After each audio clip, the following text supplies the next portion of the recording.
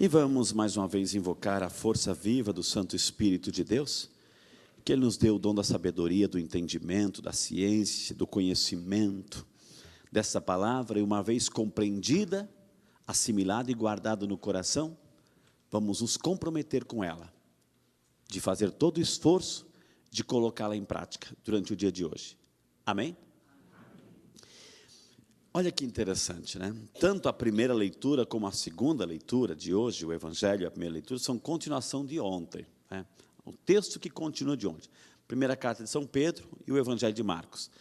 É interessante a gente perceber, né, que mais ou menos lá pelo ano 64, um pouquinho de história faz bem, o ano 64 da era cristã, depois de Cristo, em Roma, onde estava Pedro e Paulo, né, em Roma, um doido lá colocou fogo em Roma, tal de Nero, imperador. E ele foi acusado. E ele, para sair-se de mansinho, colocou a culpa nos cristãos. E os cristãos foram perseguidos em Roma. Nessa época estava Pedro e Paulo. Foram perseguidos ali, presos, mortos em Roma, por causa dessa situação.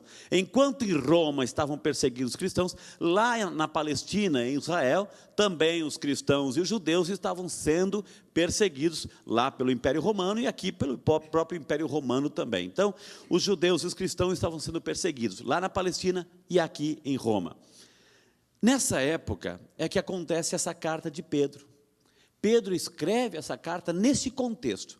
E qual foi a intenção de Pedro ao escrever essa carta para os cristãos?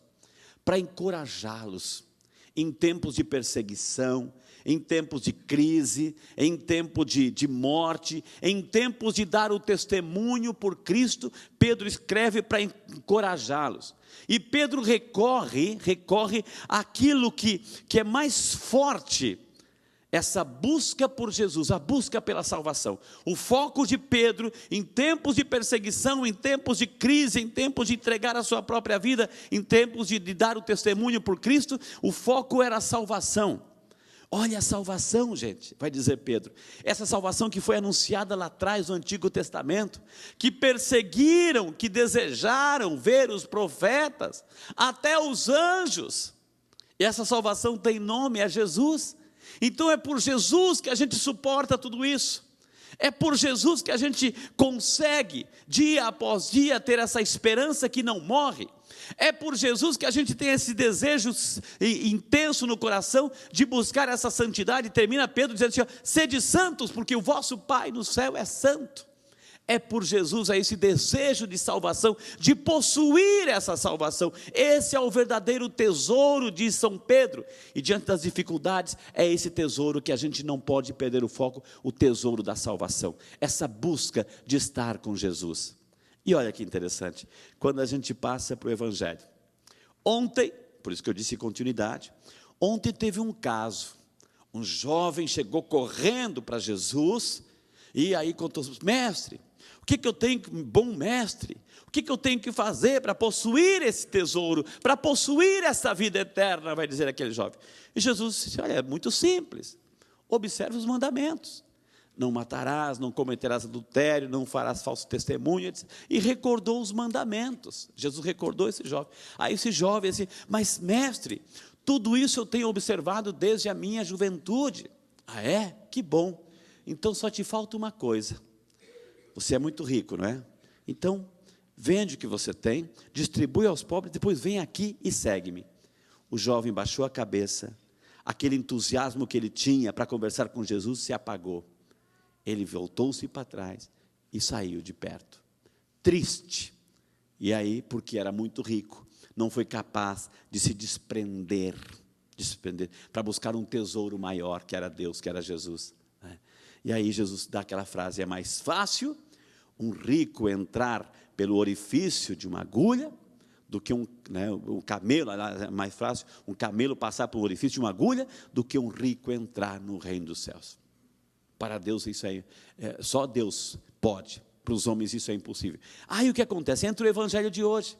Aí os discípulos, Pedro e os outros, os que escutaram aquilo, ficaram apavorados com Jesus. Senhor, então quem é que pode se salvar? Jesus responde: para os homens isso é impossível, mas para Deus tudo é possível. E nós, Senhor, e nós, que deixamos tudo, Deixamos tudo, o que nós vamos ganhar? Nós deixamos tudo. Olha a preocupação dos discípulos. O que nós vamos ganhar? Daí Jesus, aquele que deixou pai, mãe, filhos, etc, etc, etc, por causa de mim e do reino do evangelho, esse sim não ficará sem recompensa aqui na terra e no reino dos céus, a vida eterna. Essa é a resposta que Jesus dá, a garantia, o consolo, né? Está diante desse evangelho dois conceitos muito sutis: a lógica do mundo e a lógica de Deus. Qual é a lógica que nós temos aqui? Usamos isso, não adianta. E a nossa vida é tentar entender isso, porque a lógica do mundo nos ensina que para você ser importante, você tem que ter, querer, acumular, guardar, reter. Não é isso que o mundo ensina? É isso que o mundo ensina. Olha o jovem rico, ele não foi capaz. Essa foi a lógica do mundo, é a lógica do mundo. Nós estamos aqui treinados e a sociedade nos leva para isso. Olha o que a gente está vivendo no país, se não é tudo em função disso, do ter, do ganhar, da ganância, da cobiça, né? É os tesouros que a gente está tentando acumular aqui na terra. Essa é a lógica do mundo, mas a lógica de Deus é diferente. A lógica de Deus é diferente. A lógica de Deus é o despojamento, o desprendimento, a partilha, o repartir. Essa é a lógica de Deus. Esses são os tesouros que vão sendo acumulados para Deus. Esses são os tesouros que contam para Deus. É aquilo que a gente pergunta para cada um de nós: onde é que a gente está colocando a nossa esperança? Onde é que a gente está investindo nosso tesouro? No quê que a gente está buscando? A gente está mentalmente com essa lógica do mundo, que o importante é ter, é acumular, é isso, isso, isso e aquilo. É claro que a gente precisa das coisas. É claro que a gente precisa usufruir das coisas. É claro que a gente precisa de conforto. Claro, todos temos direitos. Mas uma coisa é certa: neste mundo, preste muita atenção no que eu vou dizer aqui agora, porque é bíblico. Neste mundo, nós não somos donos de nada. Administramos as coisas que Deus nos dá. Nós não somos donos de nada. Devemos administrar com sabedoria e com santidade as coisas que Deus coloca à nossa disposição. Não devemos nos prender a ela, porque o nosso tesouro deve ser essa busca constante do evangelho. Coloque a mãozinha no coração. Vamos rezar com essa palavra. Vamos rezar com essa palavra. Senhor, nós queremos te louvar e te bendizer, Senhor, por essas leituras. Aprendemos, Senhor, na primeira leitura da carta de Pedro, que deve ser a meta de nossas vidas, essa busca da salvação. A busca da salvação deve ser a nossa meta, a nossa corrida, como vai dizer São Paulo depois: combati o bom combate, terminei minha carreira, guardei a fé. Está reservada para mim a coroa da justiça, que me dará o Senhor justo juízo naquele dia. Essa é a busca que deve ser a nossa busca, nosso investimento nas coisas que verdadeiramente têm valor, as coisas espirituais, porque o resto tudo passa. Está aí a nossa vida que mostra que nós não levamos nada, que a porta é estreita, que não adianta acumular, que nós não vamos passar com tudo aquilo que a gente acumula por essa porta estreita. Vamos passar só nós, e nossa história, e nossa vida, e os nossos valores, a nossa fé, o nosso amor, a nossa misericórdia, a nossa caridade, tudo aquilo que de bonito e de bem nós deixamos nesse mundo, e nós fazemos pelos outros. É isso que vai contar. Aprendemos isso então com São Pedro, na primeira leitura. No Evangelho aprendemos que devemos buscar esse tesouro, que não é acumulando, guardando, retendo, colocando isso no coração, essa cobiça, essa ganância de querer passar por cima do outro, se aproveitar do outro, gananciar, roubar, matar. Não, os nossos tesouros não estão aqui, mas é tão sutil que a nossa vida deve ser essa busca constante de descobrir esses tesouros, os tesouros que nos garantem a vida eterna. Senhor, é muito difícil para nossas vidas nos desprendermos. Somos muito apegados, Senhor, somos muito apegados.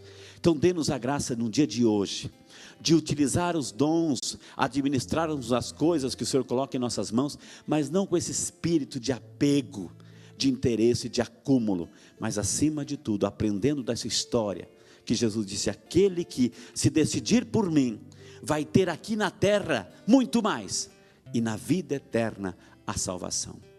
Obrigado, Jesus, por nos fazer entender, e dê-nos um coração desprendido, desapegado, para fazer todo o esforço possível no dia de hoje, de buscar aquilo que é essencial, e aquilo que é essencial é essa luta constante pela nossa salvação. Glória ao Pai, ao Filho e ao Espírito Santo. Como era no princípio, agora e sempre. Amém.